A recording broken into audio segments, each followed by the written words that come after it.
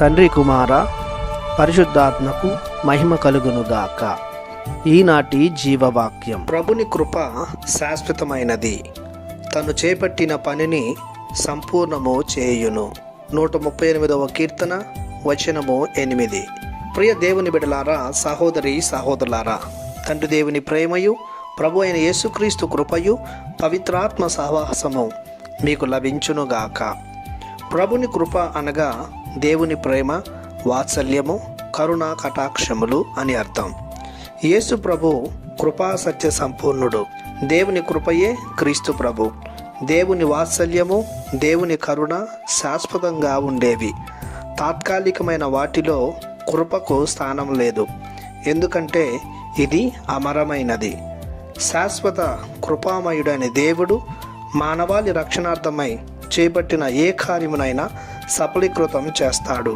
చేస్తున్న పని ఎలాంటిదైనా పరిపూర్ణంగా ఫలవంతంగా ముగిస్తాడు. దేవుడు పరిపూర్ణుడు, లోటుపాట్లు బలహీనతలు లేనివాడు. ఆయనలో పరిపూర్ణత ఉట్టిపడుతుంది. మనం మానవులముగా బలహీనులముగా చేయలేని, మనకు సాధ్యం కాని కార్యాలను సైతం తనకు అప్పగిస్తే తాను నిండుగా నెరవేరుస్తాడు. అందుకే కృపామయుడైన దేవుని ఎల్లప్పుడూ ప్రార్థించాలి, సహాయాన్ని కోరుకోవాలి. తనను నమ్మి తన వెంట నడుచు వారికి ప్రభువు కృప వెంబడి కృపను ధారాళంగా దయచేస్తాడు. ఆదిలో ప్రారంభించిన మానవ రక్షణ కార్యాన్ని యుగాలు మారాయి, కాలాలు గతించాయి, తరాలు నశించాయి. అయినప్పటికీ ప్రభువు మరువక అది నెరవేరు వరకు ఊరకుండలేదు. ఎంతోమంది నాయకులను, రాజులను, న్యాయాధిపతులను, ప్రవక్తలను ఎన్నుకున్నాడు.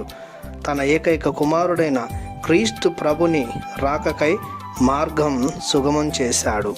చివరికి క్రీస్తు ప్రభుని మానవ రూపంలో జన్మింపజేసి రక్షణ కార్యాన్ని నెరవేర్చ పూనుకున్నాడు.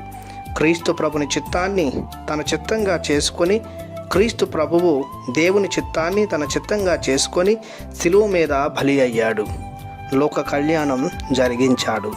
కావున నమ్మదగిన దేవుని రెక్కల నీడలో నిరంతరం జీవించుదాం. ప్రార్థించుదాము. కృపా సత్య సంపూర్ణుడైన మా దేవా, మీ కృపకు గాను మీకు వందనాలు. మానవాళి రక్షణకై మీరు చేపట్టిన ప్రతి పనిని పరిపూర్తి చేసి మమ్ము సదా జీవింపచేయమని మీ ప్రియ కుమారుని పరిశుద్ధ నామములో ప్రార్థిస్తున్నాము తండ్రి. ఆమెన్. దేవుడు మిమ్ము దీవించునుగాక. ఆమెన్.